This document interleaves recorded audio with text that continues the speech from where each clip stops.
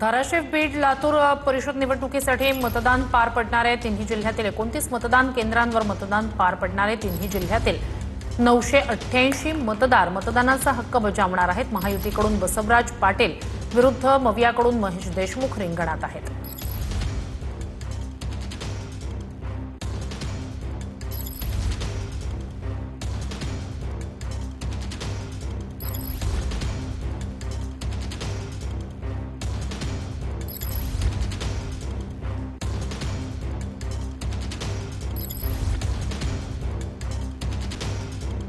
आणि लातूर विधान परिषद स्थानिक निवडणुकीची मतदान प्रक्रिया जी आहे ती आज पार पडत आहे।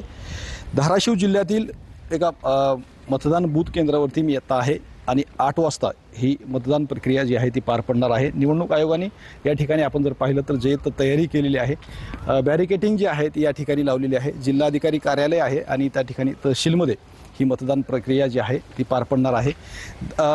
तिन्ही जिल्ह्यामध्ये एकूण 988 मतदार जे आहेत ती या मतदानाचा हक्क बजावणार आहेत। या ठिकाणी निवडणूक आयोगाने या मतदानाची पूर्ण प्रक्रिया जी आहे त्यासाठी व्यवस्थित सगळी तयारी जी आहे ती केलेली आपल्याला पाहायला मिळते आणि 22 तारखेला निकाल लागल्यावर या निवडणुकीचं चित्र जे आहे ते स्पष्ट होणार आहे। श्रीराम क्षीरसागर, TV9 मराठी, धाराशिव, बीड।